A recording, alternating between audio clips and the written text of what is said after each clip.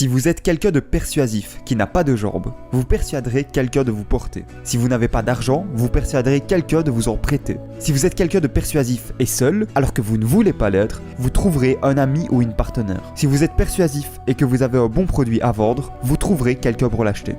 Vous pouvez avoir une idée ou un produit qui peut changer le monde, mais sans le pouvoir de persuader, vous n'avez rien. Communiquer ce que vous avez à offrir est la compétence la plus importante que vous pouvez développer. Tout ça, c'est Tony Robbins qui l'a dit. Il est convaincu que la persuasion est la compétence la plus importante. Même si je ne suis pas à 100% d'accord avec lui, je pense quand même que la capacité de persuader peut s'avérer réellement utile de nos jours. C'est pourquoi, aujourd'hui on va voir comment persuader quelqu'un. Bonjour et bienvenue sur Evolution Factory.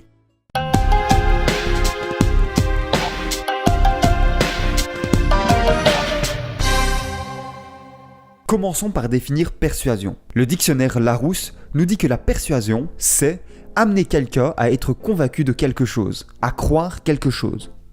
C'est différent de la manipulation.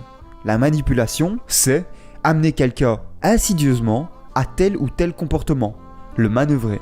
Les deux passent principalement par la discussion. Mais, dans le cas de la persuasion, les intentions sont le plus souvent claires, alors que dans la manipulation, elles sont souvent cachées.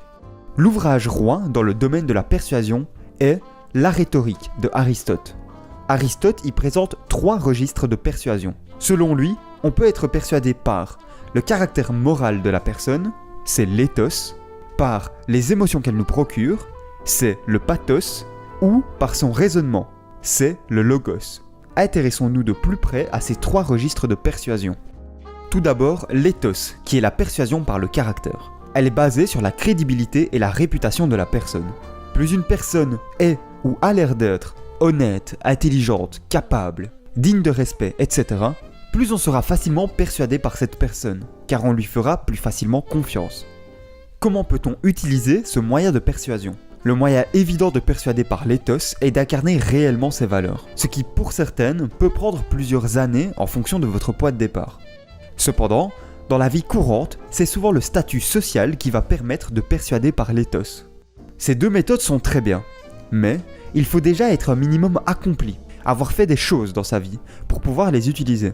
Si vous incarnez déjà ces valeurs ou que vous avez déjà un statut social imposant, c'est parfait. Mais si ce n'est pas le cas, ce sont 2 aspects de votre vie que vous avez tout intérêt à développer. Si vous décidez d'être honnête, actif et en EPI, c'est-à-dire s'améliorer dans tous les domaines de votre vie, pendant un assez long moment, vous allez vous construire ces accomplissements au fil du temps. Cependant, il est possible d'exploiter ce moyen de persuasion même si vous n'êtes pas encore accompli. Pour ce faire, vous pouvez créer un statut situationnel. C'est-à-dire que maintenant, dans cette pièce, vous avez un haut statut, même si ce n'est pas le cas dans votre vie courante. Pour vous créer ce statut situationnel, faites preuve d'assurance, de courage et d'audace. Ce sont des caractéristiques des personnes à haut statut qui sont possibles à développer pour chacun d'entre nous. En montrant que vous possédez ce genre de caractéristiques, vous augmentez automatiquement votre statut perçu. Ensuite, il y a le pathos, la persuasion par les émotions. Vous voyez ces pubs de l'ange pour bébé où on voit un bébé trop mignon jouer avec sa maman. On est en plein dans le pathos. On joue avec vos émotions pour vous persuader d'acheter ces langes.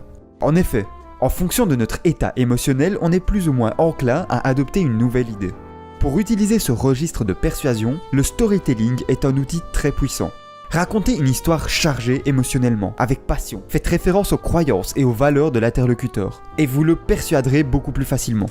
Choisir soigneusement vos mots est aussi un outil puissant. La langue française est fantastique à ce niveau-là. Elle est riche et permet des approches diversifiées d'un même thème. Les mots ont du pouvoir, donc vous avez tout intérêt à utiliser un vocabulaire spécifique, imagé et connoté pour servir votre propos.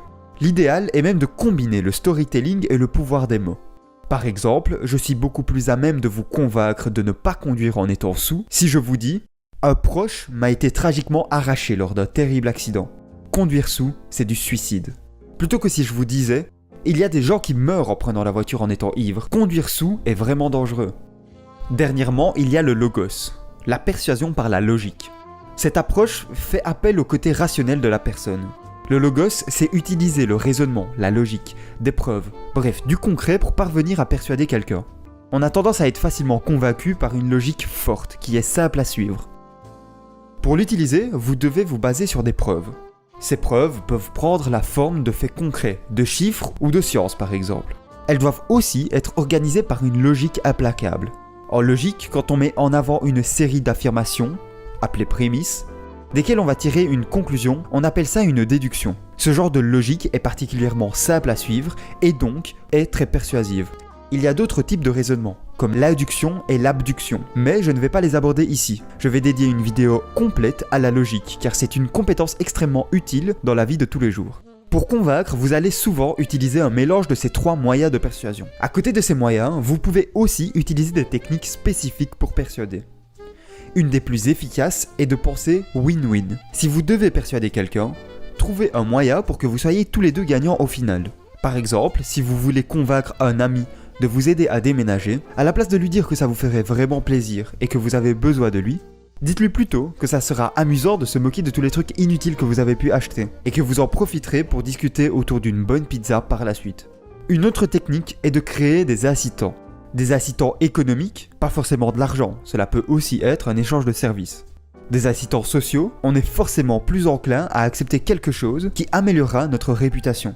Ou des incitants moraux, qui vont dans le sens des valeurs de la personne. La troisième technique est de s'adapter à votre interlocuteur. Le mélange des 3 registres de persuasion ne va pas être le même en fonction de votre interlocuteur. Certains réagiront mieux au logos, alors que d'autres seront plus affectés par le pathos. À vous de vous adapter. La 4e technique est de profiter de l'effet miroir. Le professeur Jeremy Bailenson et son collègue le docteur Nick Yee de l'université de Stanford ont démontré que refléter les attitudes corporelles d'une personne augmentait notre influence sur cette dernière. Obama est un excellent exemple de mise en pratique de cet effet. On le voit souvent refléter l'attitude corporelle des gens avec qui il parle. Technique numéro 5. Soyez un homme d'action. Le discours est certes très efficace, mais si vous avez la possibilité de montrer que vous avez raison par une démonstration pratique, votre interlocuteur sera très certainement convaincu. Dernière technique, soyez honnête. C'est peut-être contre-intuitif pour vous d'être honnête en essayant de persuader quelqu'un. Et pourtant, en disant la vérité, vous aurez la conviction et l'assurance nécessaires pour persuader quelqu'un. Si vous voulez plus de techniques, vous pouvez toujours aller voir ma vidéo sur le livre Influence et Manipulation. Le lien sera dans la description. Je veux conclure en disant que parfois, essayer de persuader quelqu'un est inutile. Des fois, les gens sont trop fermés d'esprit. Des fois, les sujets sont attachés à des opinions trop ancrées dans l'identité même de la personne, comme la religion ou la politique. Des fois, ce n'est tout simplement pas le bon contexte, ni le bon endroit, ni le bon moment. Et des fois, les gens n'ont tout simplement pas l'intelligence ou les connaissances nécessaires. Sur ce dernier point, est-ce que vous connaissez l'effet Dunning-Kruger ? Cet effet dit en très résumé que les personnes ayant très peu de connaissances dans un domaine sont à 100% sûres de ce qu'elles disent sur ce domaine, alors que les gens qui s'y connaissent un peu plus ont des doutes. Pour plus d'infos sur cet effet, je vous recommande cette excellente vidéo de la chaîne TED-Ed. Le lien sera en description. C'est pour ça que les gens les plus confiants que vous connaissez sont sûrement des gens stupides. C'est peine perdue d'essayer de convaincre ce genre de personnes. Comme le dit très bien Mark Twain, ne débattez jamais avec les personnes stupides. Ils vous font tomber à leur niveau et vous battent avec l'expérience. Dans tous ces cas-là, la solution est simple. Laissez tomber. Vous avez maintenant toutes les clés nécessaires pour arriver à persuader quelqu'un. J'espère sincèrement que cette vidéo vous a plu. Si c'est le cas, n'hésitez pas à laisser un pouce bleu. Vous avez peut-être remarqué que récemment, j'ai créé une liste de lecture sur mon site, donc n'hésitez pas à aller la voir si vous voulez savoir quel livre je recommande. Comme d'habitude, si mon contenu vous intéresse, abonnez-vous. Sur ce, merci d'avoir regardé et salut à tous.